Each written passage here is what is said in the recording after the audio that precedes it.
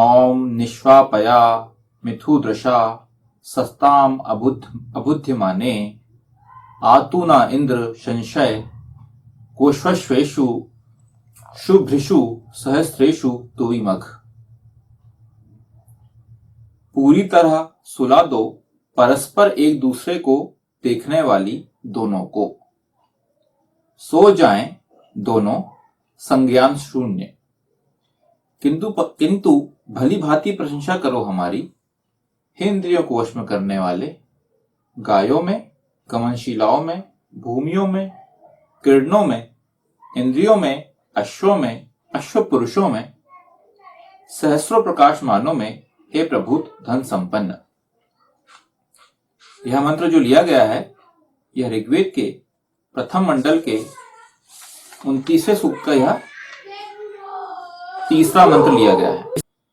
शिप्रिन इहलोक और परलोक के सुखों को प्राप्त करने वाले धर्मयुद्धों के स्वामी शक्तिमान प्रज्ञा संपन्न पुरुषों का कार्य है कि वे ऐसी औरतों को भली भांति अपने हितों के प्रति जागृत करें, उन्हें प्रज्ञा संपन्न बनाएं, ताकि मानवहित, जनहित और विश्वहित में उनकी सक्रिय भूमिका हो।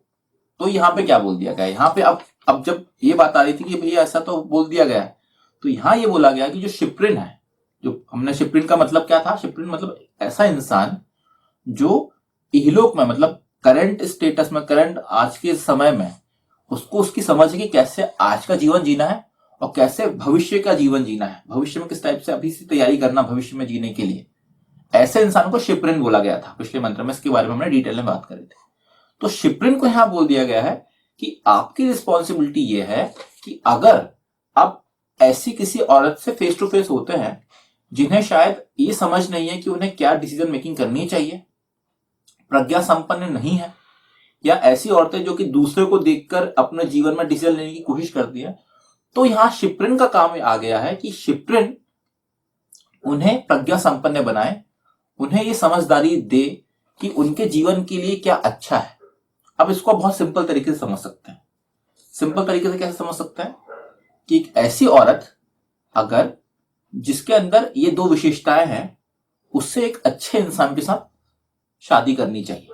बहुत क्लियरली यहाँ पे हम बहुत सिंपल शब्दों में हम ये बोल सकते हैं कि अगर, इसलिए तो हम बोला गया है कि जो भी औरत है उसे एक अच्छा पुरुष मिल जाएगा अगर, तो औरत अपनी जो कमियां हैं उसको अपने पुरुष के माध्यम से उसको कंप्लीट कर सकती है। तो अगर किसी औरत के अंदर ये कमियां हैं, तो अगर उसका पुरुष या उसका जो पति है उसके अंदर ये क्वालिटी है, तो वो क्या करेगा? वो कोशिश करेगा कि अपनी पत्नी को भी समझदारी से बताए। फिर क्या होगा? फिर ये होगा, शादी के बाद अगर कोई डिसीजन मेकिंग ऐसी कुछ गलत होगी तो पुरुष अपना, जिसका जो पति है, उसको समझाएगा कि नहीं यार, ऐसा नहीं करना है, ऐसा करेंगे तो उससे अपने को ये परेशानी होगी, अपने को समझदारी से काम करना है, वो समझाएगा इस चीजों को। तो यहाँ पे ये एक्चुअल में दोनों का पूरक करने वाली बात करती है। यहाँ पे एक्चुअल में सही मायने में पति पत्नी का जो संबंध है, जो एक्चुअल लाइफ में, प्रैक्टिकल लाइफ में क्या परेशानी आती है, उससे रिलेटेड ये बात है। ये जो मंत्र है बहुत इंपॉर्टेंट मंत्र है आज के पर्सपेक्टिव में। आज के पर्सपेक्टिव में क्या होता है, जो पत्नियां जो थोड़ी समझदार नहीं है, वो दूसरे का जीवन देख के करने की कोशिश कर रही है, इसको फॉलो करने की कोशिश कर रही है, या ऐसे कुछ गलत डिसीजन की तरफ जाना चाह रही हैं, गलत डिसीजन ले लेती हैं अपने आवेग में या गुस्से में या अपने इमोशंस में, तो वहां पे उस पुरुष की रिस्पॉन्सिबिलिटी बनती है। जो पुरुष है वो है शिप्रिन, उसकी रिस्पॉन्सिबिलिटी बनती है कि वो सही डायरेक्शन में लेके जाए। वे समाज और विश्व के प्रति सुप्त स्थिति में ना रहें कि उन्हें किसी से कुछ मतलब ही ना हो। सप्रतिस्थिति उनकी भी विश्व निर्माण में एक महत्वपूर्ण भूमिका है, जिसके प्रति उन्हें संपूर्ण संज्ञान लेना चाहिए। उन्हें संज्ञान शून्य कदापि नहीं रहना चाहिए। ये यहाँ पे अब ये एक्चुअल में मेन बात आ रही।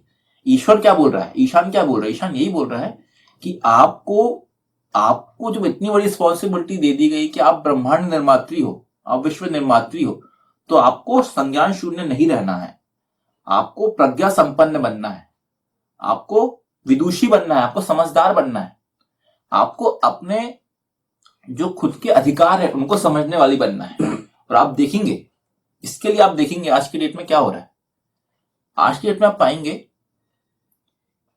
रिसेंटली आप चेक करते जाइए, आप कोई भी किसी भी इसका जो रिजल्ट आएगा, अगर आप ये देखें कि किसी 12वीं का अगर एमपी का रिजल्ट आया या 12वीं का सीबीएसई का रिजल्ट आया, आप पाएंगे कि हर बार का एक टैग फिक्स्ड है। इस बार फिर से लड़कियों ने लड़कों के ऊपर बाजी मारी, लड़कियों ने बाजी मारी, 90% लड़कियां लेके आई, 70% लड़कों के पास हुए। ये क्या हो रहा है? क्योंकि आजकल की जो लड़कियां हैं वो अब समझदार बनने लगी। क्योंकि पहले के टाइम, देखिए पहले के टाइम में क्या होता था, आप देखेंगे आज से एक पीढ़ी पहले की बात करें, आज की जनरेशन है उसके 1 या 2 पीढ़ी पहले बात करें, 2 पीढ़ी पहले की हम बात करेंगे तो हमें पाएंगे कि हमारी जो मम्मियां हैं या हमारी जो दादियां हैं, आप अगर उनके बारे में लेके चलें, एग्जाम्पल बहुत प्रैक्टिकल बात हम कर रहे हैं यहाँ पे, हम बिल्कुल भी किसी को कम या ज्यादा करने की बात नहीं कर रहे हैं, हम बिल्कुल प्रैक्टिकल बात कर रहे हैं। प्रैक्टिकल आप खुद अपने जीवन में सोचें कि आपकी मदर है या आपकी ग्रैंड मदर है, वो कितना पढ़ी लिखी थी, आप पाएंगे वो कम पढ़ी लिखी थी, और उस कारण कहीं ना कहीं उनकी लाइफ में बहुत ज्यादा उन्होंने वो चीज फेस भी करी है। कम पढ़े लिखे रहने के कारण उन्हें बहुत सारे चैलेंजेस आए, परेशानियां आए। और अगर आप अब देखें आज की जनरेशन है, आज की जनरेशन में ये जो भेदभाव है ना, बेटे का या बेटी का, ये समाप्त होने लगा है। आप पाएंगे लड़कियों को पूरे अधिकार है जो कि पिता देता है, जो अपनी लड़कियों को देता है, जो लड़के को भी देता है। पढ़ाई के मामले में, सबके मामले में बराबर का अधिकार दिया जाता है। तो आप पाएंगे लड़कियां ज्यादा तरीके से आगे ग्रो कर रही, समझदारी बन रही। ये वो बात है एक्चुअल में जो वेद करता है, ये है वैदिक फेमिनिज्म। वैदिक फेमिनिज्म ये है कि किसी को भी छोटा नहीं बनाना है या किसी को भी उसको फॉर ग्रांटेड नहीं लेना है कि नहीं यार तुम रहने दो, तुमसे नहीं हो पाएगा, ऐसा नहीं। यहां पे औरतों की भी उतनी ही ज्यादा इज्जत है जितनी पुरुष की है, और औरत को भी औरत की भी रिस्पॉन्सिबिलिटी यहां पे यह है कि वो इस चीज को समझे, उसे खुद ज्ञानवान बनना है, उसे खुद प्रज्ञा संपन्न बनना है। यहाँ पे ये ईश्वर यहाँ पे ये मंत्र में यही बोल रहा है। पहली जो शुरू की जो बात थी वो हमें सुन के थोड़ा, एक औरत को सुन के बुरी लग सकती है, लेकिन ये ईश्वर का तरीका है। वेद मंत्रों में क्या किया जाता है, आपको पहले डायरेक्ट हिट किया जाता है, उसके बाद आपको आगे की बात बताई जाती है। तो शुरू की जो बात थी जो हमने ली है अभी, जहां पे 2 विशेषताओं के बारे में बात करें, वो सुन के औरतों को शायद अच्छा ना लगे सुन के, लेकिन वो क्यों ऐसा बोला गया है और अब क्या बोला जा रहा है, वो यही बोला जा रहा है कि आपको समझदार बनना पड़ेगा आपके हित के लिए। अगर आपको अपना हित करना है तो आप समझदार बने, आप संज्ञान शून्य ना बने, आप प्रज्ञा संपन्न बने। इस हेतु उन्हें शिक्षित, प्रेरित और जागृत करने की आवश्यकता है। जब तक उन्हें यह समझ भली भांति ना हो जाए तब तक उनका सक्रिय योगदान किसी महत्वपूर्ण विषय में ना लिया जाए। तो जब तक आप इस चीज पे समझदारी आपकी ना आ जाए, आप इस लेवल पे पहुंच चुके हैं, तो फिर आप सक्रिय हिस्सेदारी लें। आप अगर आपके अंदर ये चीज नहीं है, तो अगर आप सक्रिय हिस्सेदारी ले रहे हैं और उस बेसिस पे कोई डिसीजन ले रहे हैं, कोई निर्णय ले रहे हैं, तो वो निर्णय क्या होगा, आपके खुद के लिए ही खराब हो जाएगा, आपकी खुद ही लाइफ खराब हो जाएगी। और ईश्वर ये नहीं चाहता। ईश्वर चाहता है कि ईश्वर के लिए सारे के सारे इंसान, सारे मनुष्य, सब कुछ उतने ही प्रिय है जितने सारे हैं, बाकी भी है। अच्छे बुरे इससे कोई फर्क नहीं पड़ता ईश्वर को। ईश्वर के लिए सब बराबर है और सब प्रिय है। और ईश्वर ये नहीं चाहता कि किसी का जीवन खराब हो, लेकिन आपके डिसीजन आपका जीवन खराब कर सकता है।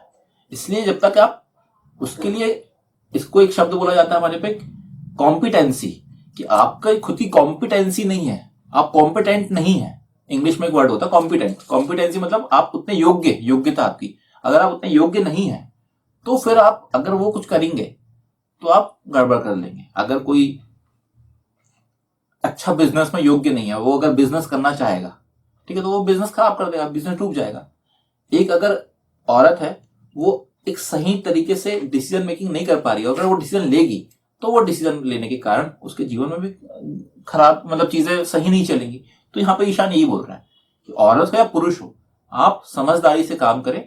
जहां पे भी जो भी आपका फोर्टे नहीं है, फोर्टे मतलब क्या, जो आपका क्षेत्र नहीं है, उस पर पहले ज्ञान अर्जित करें और फिर उस पर इन्वॉल्व हो। ये यहाँ पे इसका मेन मूल मंत्र का मतलब ये है। पूरी तरह सुला दो परस्पर, एक दूसरे को देखने वाली, दोनों को सो जाए दोनों संज्ञान शून्य, किंतु भली भांति प्रशंसा करो हमारी।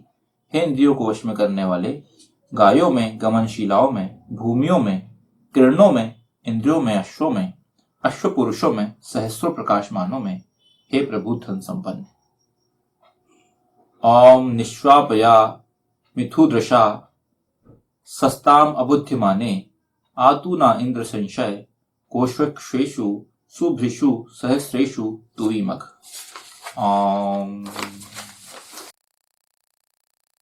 वैदिक पर्सपेक्टिव के इस YouTube चैनल को सब्सक्राइब करें, वीडियो को लाइक व शेयर करें।